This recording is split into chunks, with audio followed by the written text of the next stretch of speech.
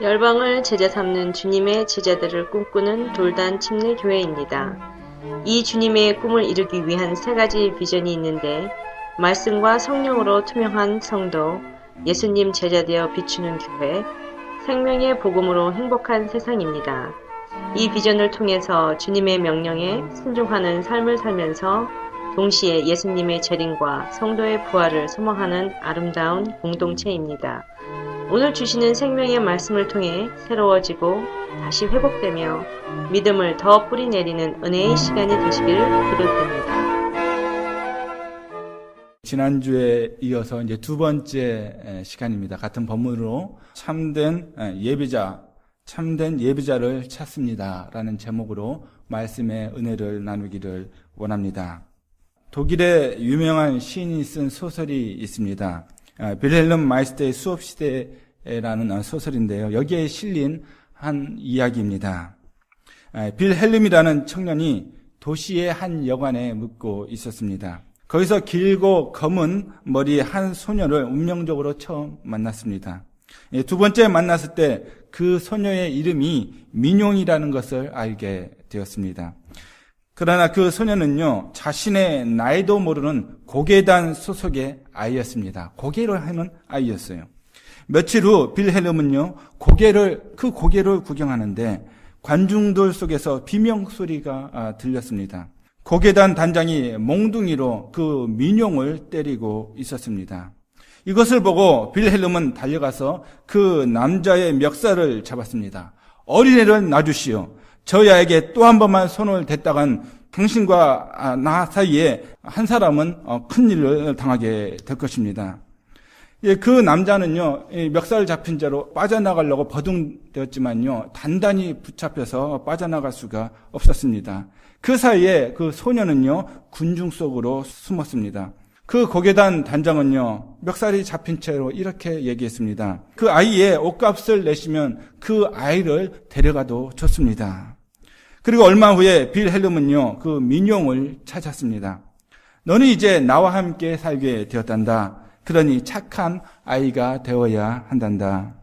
민용은 안도의 한숨을 내쉬면서 예, 노력할게요 했습니다. 그때부터 그 소녀는요, 빌헬름과 그의 친구들을 위해서 정말 최선의 노력을 다했습니다. 할 수 있는 일은 무엇이든지 다 하며 살았습니다. 어느 날 빌헬름이요, 무척 피곤해서 정말 슬픈 표정으로 집에 돌아왔습니다. 민용은요, 그를 기다리고 있었습니다. 그리고 그의 앞에 나가서 춤을 춰도 되냐고 그에게 물었습니다. 춤을 추면 선생님의 마음이 좀 가벼워질 거예요.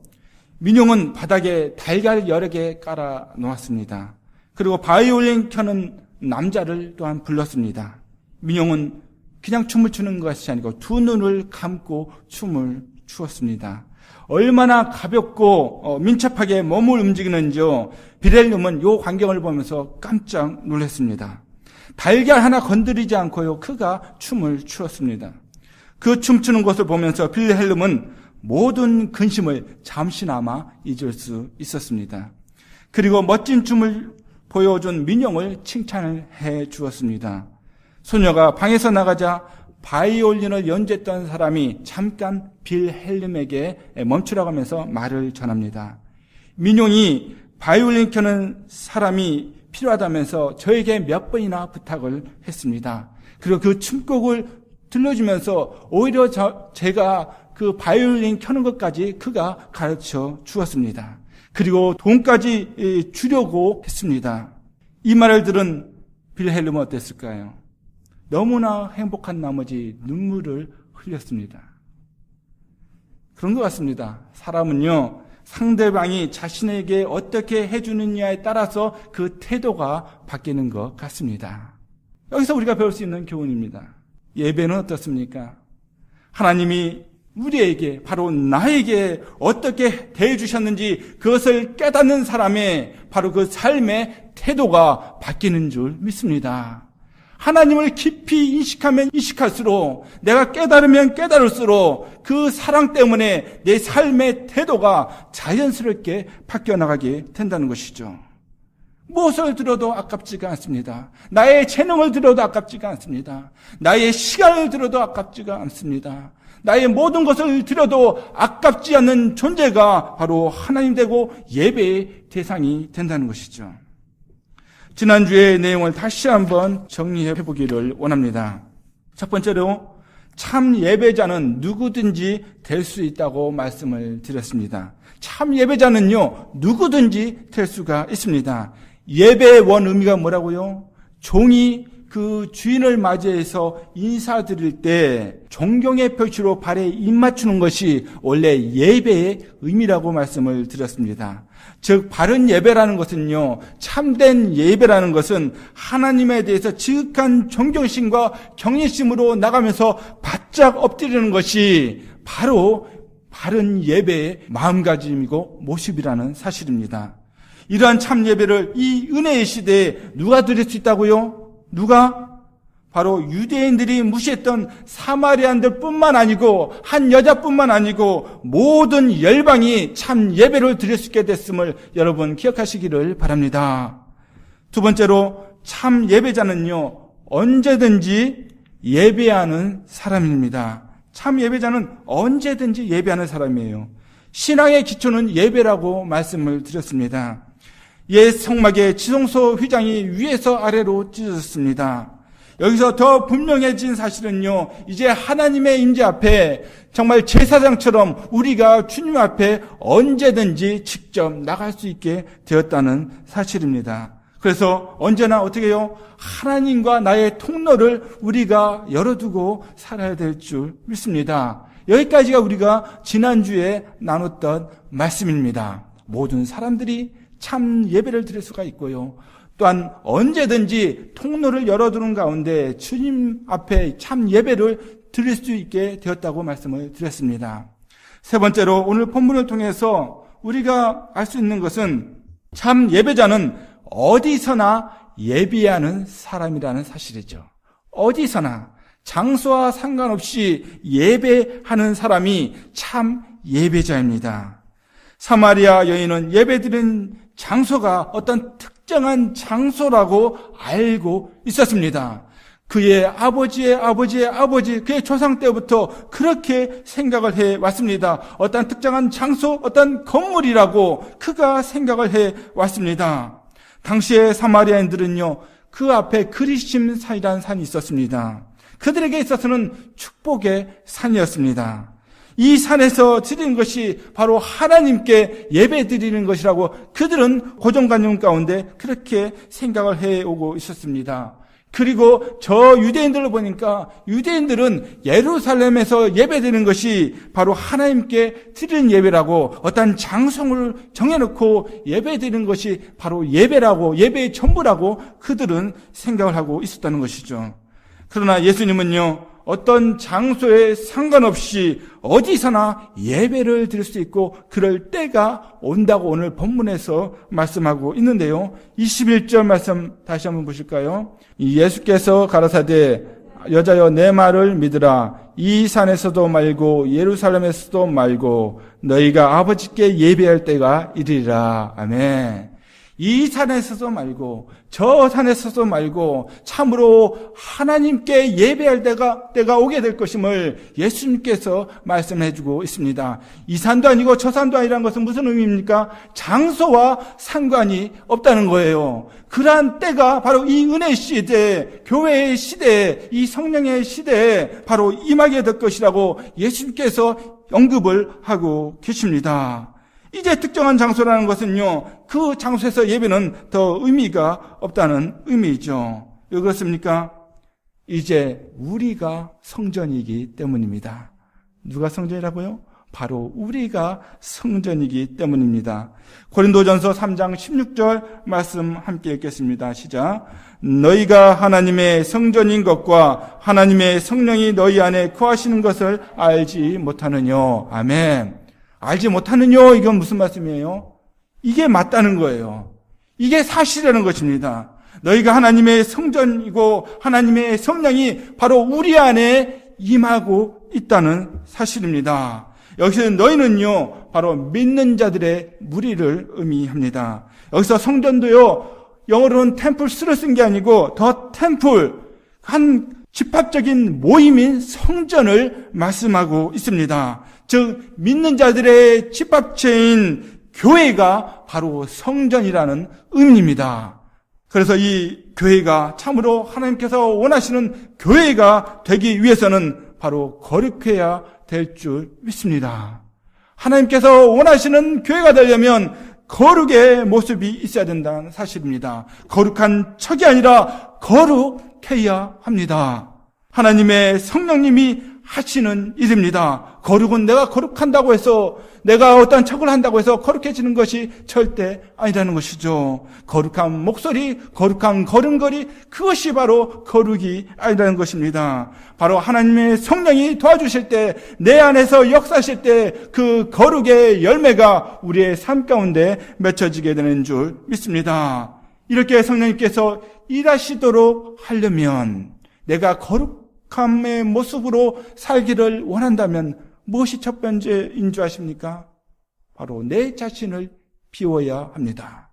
내 자신을 포기하는 것이 항상 첫 번째임을 기억하시기를 바랍니다. 기도할 때나 예배할 때나 바른 신앙생활을 하길 원한다면 먼저 나 자신을 포기하고 나 자신을 비우는 것이 첫 번째임을 여러분 기억하시기를 바랍니다. 내가 나를 주장하는 그 삶의 고리를 끊어야 됩니다.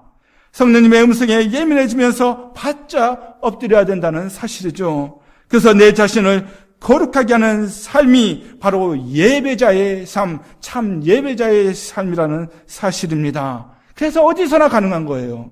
어디서나 참 예배자로서 하나님 앞에 설 수 있다는 사실입니다. 고린도후서 6장 16절 상반절 말씀 함께 읽겠습니다. 시작. 하나님의 성전과 우상이 어찌 일치가 되리요. 우리는 살아계신 하나님의 성전이라. 아멘. 그래서 내 안을 더럽게 하고 어지럽게 하는 것들을 들이지를 말아야 됩니다. 나를 지저분하게 하는 것들을 내 안에 들이려고 하지 말아야 돼요.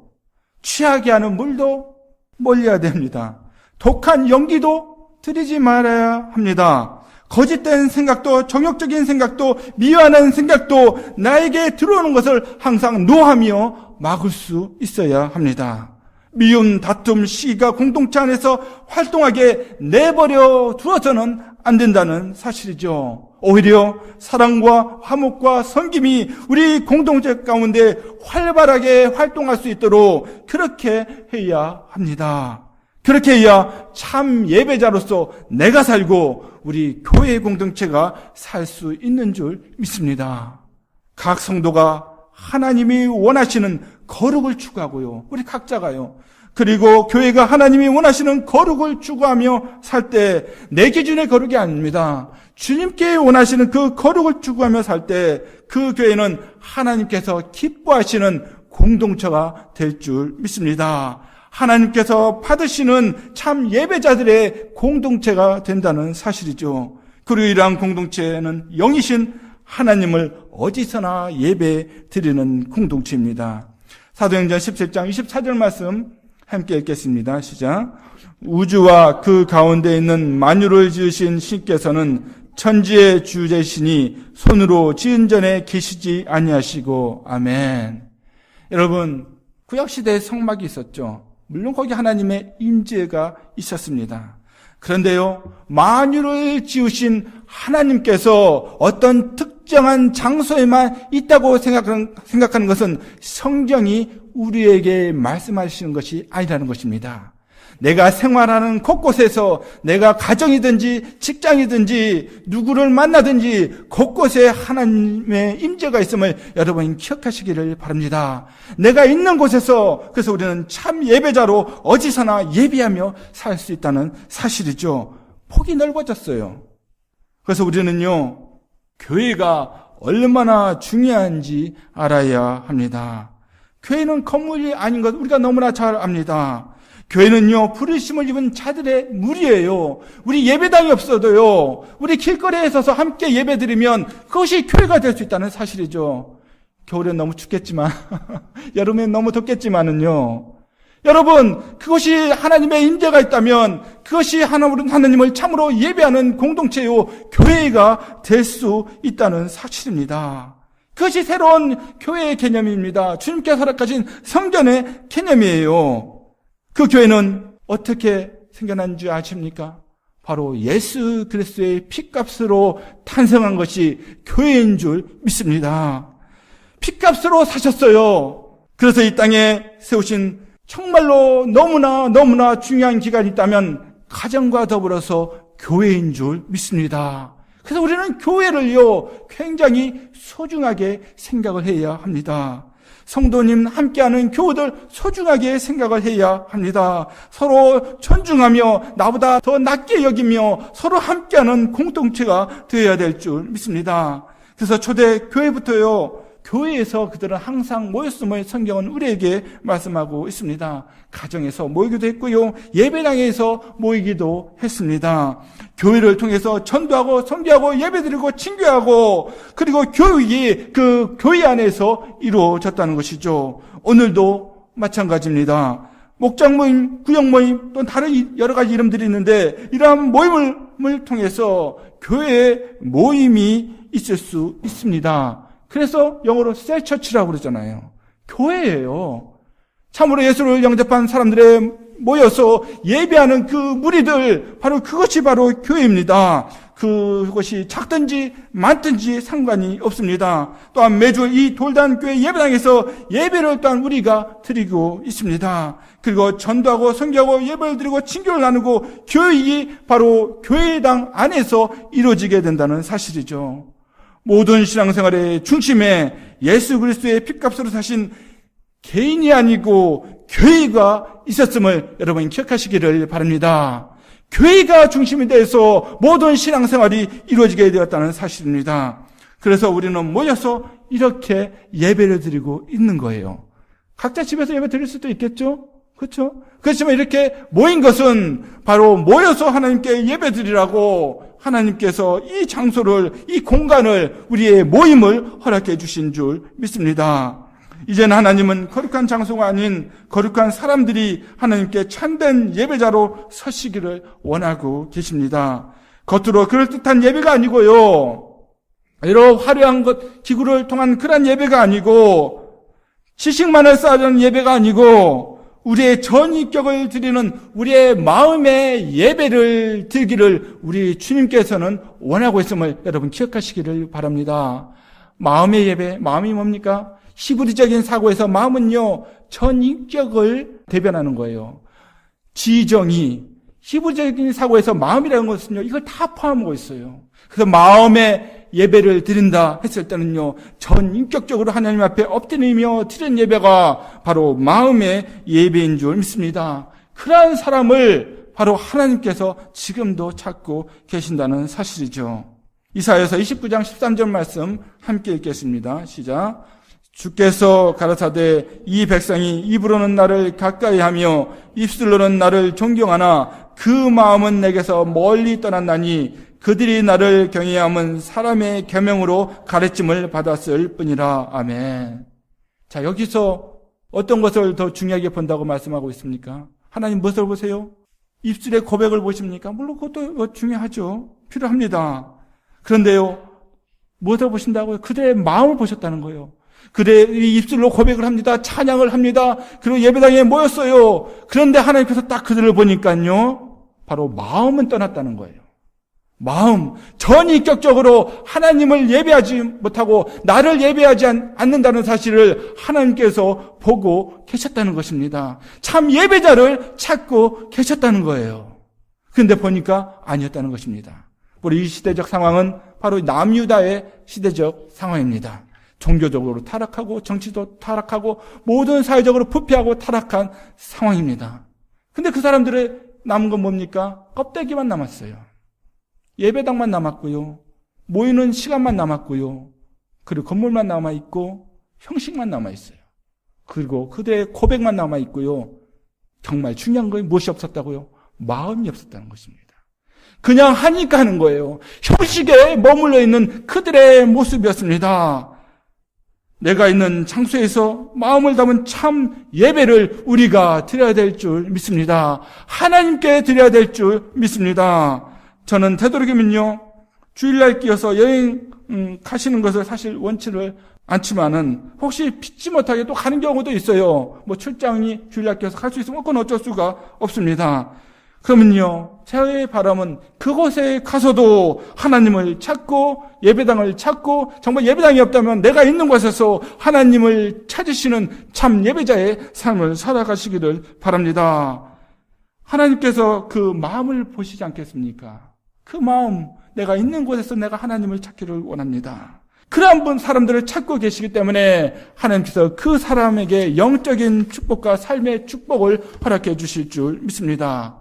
제가 몇 년 전에 그 시카고에서 열린 컨퍼런스에 간 적이 있습니다. 가정교회 컨퍼런스였는데요. 거기에 이제 올 때 그 공항에서 처음 있는 일입니다. 바로 코앞에서 비행기를 놓쳤어요. 이 버스도 아닌데 비행기를 코앞에서 놓쳤어요. 바로 앞에 비행기 안 떠나고 있어요. 근데 이미 문이 닫혔습니다. 탈 수가 없었어요.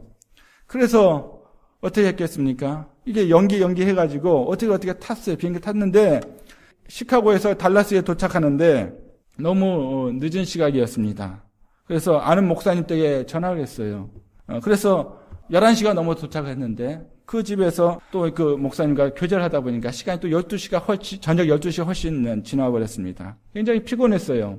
비행장에서 기다리는 것도 피곤했고, 또 거기 와서 또 대화 나누면서도 물론 오랜만에 만나서 반갑지만 그것도 피곤했습니다. 그런데 피곤했지만 제 마음 가운데 문득 그 다음날 새벽 기도가 드리고 싶은 그런 마음이 생겼습니다. 그래서 새벽 기도에 몇 시에 드리냐고 여쭤봤어요. 그랬더니 그 목사님께서 그냥 쉬시라고, 안 나오셔도 된다고 그렇게 말씀하시는 거예요.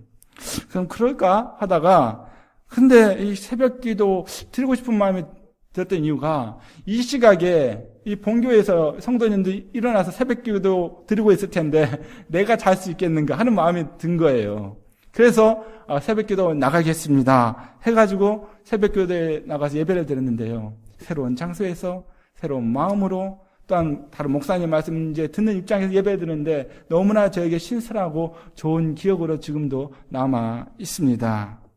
사랑하는 성도 여러분, 참으로 우리가 있는 곳에서 내 마음을 들여서 주님 앞에 나아가고자 하는 그 마음이 있을 때 하나님께서 예쁘게 보실 줄 믿습니다. 인격적인 우리 하나님 아니세요. 예. 그래서 그런 참 예배자를 찾으시고 지금도 찾고 계심을 여러분 기억하시기를 바랍니다. 마지막으로요, 참 예배자는 신령과 진리로 예배하는 사람인 줄 믿습니다. 참 예배자는 어떻게 예배한다고요? 신령과 진리로 예배하는 사람입니다. 하나님께서 참 예배자를 찾으시는데 그 예배자들의 특징은 신령과 진리로 예배하는 자들이라고 23절과 24절에서 반복해서 말씀해주고 있습니다. 23절 말씀, 24절 말씀 함께 읽겠습니다. 시작. 아버지께 참으로 예배하는 자들은 신령과 진정으로 예배할 때가 오나니 곧 이때라. 아버지께서는 이렇게 자기에게 예배하는 자들을 찾으시느니라. 하나님은 영이시니 예배하는 자가 신령과 진정으로 예배할지니라. 아멘. 여러분, 성경에서 항상 반복되는 것은 관심 있게 봐야 합니다. 그만큼 중요하다는 거예요. 우리 대학 가운데서도요, 중요한 내용은 그 단어는요, 계속해서 반복하는 것을 볼 수 있거든요. 여기서도 보면 신령과 진리로 예배한다는 것을 이 짧은 문장 가운데 2번이나 반복을 하고 있습니다. 그럼 첫 번째로 신령으로 예배하는 사람, 이 신령으로 예배하는 자라는 것은 무슨 의미입니까? 바로 영으로 예배를 드리라는 의미입니다. 영은 사람이 범죄함으로 죽었던 부분입니다. 그러나 우리가 성령을 받게 되면 다시 활동하는 것이 바로 이 영입니다. 그래서 거듭나지 않은 사람은요, 신령한 예배를 드릴 수가 없습니다. 참 예배자가 될 수가 없어요. 왜요? 영이 없으니까. 참 예배 절대 드릴 수가 없습니다. 그건 너무나 분명한 사실이죠. 제가 중학교 1학년 때부터 교회를 다니기 시작했습니다. 저희 가정은 불신자 가정이었어요. 제가 처음 교회를 다니기 시작을 했는데, 이 교회에 처음 나갔는데, 교회 분위기 너무나 좋았어요. 사랑스러운 분위기였습니다. 예, 누님들과 형님들이 옆에 앉으라고 그러고 너무나 잘 대해주셨어요. 사실 전 그 분위기 때문에 그 교회에 다니기를 시작을 했습니다.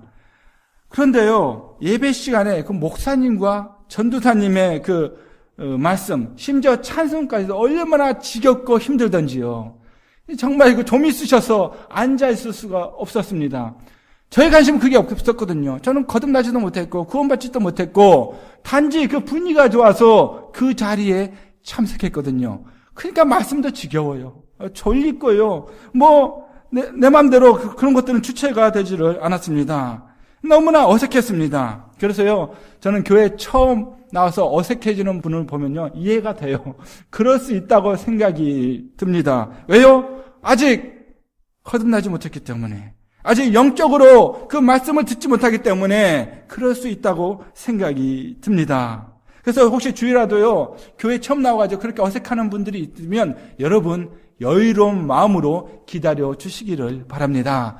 예배 드리다 보면요, 또 성령의 은혜를 받다 보면 어느 순간에 그 말씀이 달게 느껴지고 그 말씀에 따라가는 거듭난 영혼이 될 수 있기 때문이죠. 영어 공부할 때도 그렇지 않습니까? 영어 공부할 때도 맨 처음 안 들리다가도 계속 말하고 얘기하다 보면 어느 순간에 조금씩 들리는 순간이 있잖아요. 그러니까 우리가 여유로운 그런 마음이 필요한 줄 믿습니다. 그런데 예수님을 영접했는데도 예배 시간이 힘들고 마음이 불편하다면 현재 나의 영적인 상태를 점검을 해 보아야 합니다. 하나님을 참으로 만날 수가 없습니다. 참 예배자로 설 수가 없다는 것이죠. 여러분, 성경에 스데반이라는 인물이 나오는데요, 이분은 참으로 놀라운 예배자의 삶을 살았습니다. 가장 낙담되는 순간, 죽음을 목전에 두고서도 그는 하나님을 만났기 때문입니다. 사도행전 7장 55절 말씀 함께 읽겠습니다. 시작. 스데반이 성령이 충만하여 하늘을 우러러 주목하여 하나님의 영광과 및 예수께서 하나님 우편에 서신 것을 보고. 여러분, 스데반은요, 죽음을 앞두고서도 절망의 순간, 낙담의 순간에서도요, 그 영광스러운 그 주님을 보았습니다. 어떻게요? 성령 충만했기 때문에. 성령 충만했기 때문에 그가 하나님을 참으로 만날 수 있었다는 사실입니다. 죽음의 위협을 극복할 수 있었다는 사실입니다. 그래서 기쁨의 예배, 감격적인 예배를 드리기 원하신다면 성령 충만을 간절히 바라야 될 줄 믿습니다. 이렇게 영으로 하나님을 만나는 사람이 참 예배자입니다. 그리고 두 번째로 진리로 예배하는 자는 어떤 사람입니까? 우리 성경에 보면 진정으로 나와 있어요. 신령과 진정으로 예배하는 자. 그런데 진리가 바른 표현입니다. 영어도 그렇게 되어 있고요. 새로 나오는 성경책에도 이게 고쳐져 있더라고요. 이제 보니까. 다 이제 성경은 신령과 진리로 예배 드린다고 표현이 되어지고 있습니다. 진리 대신 누굴 통해서? 바로 예수님을 통해서 예배 드린 자가 참 예배자인 줄 믿습니다. 우리는 예수님을 통해서만 하나님께 나아갈 수 있기 때문입니다. 요한복음 4장 16절에 어떻게 말씀하고 있습니까? 나는 길이요 진리요 생명이니 나로 말미암지 않고는 아버지께로 올 자가 없다고 말씀하고 있습니다. 예수 그리스도를 통하지 않고는요, 아무도 하나님께 나갈 수 없다는 것입니다. 아무도 참된 예배자로 하나님 앞에 나갈 수 없다는 거예요. 예수님을 모르고서는 그런 일이 발생할 수 없다는 것입니다. 예수님을 아는 것은요, 하나님을 아는 것입니다. 예수님이 누구십니까? 하나님의 외아들이십니다.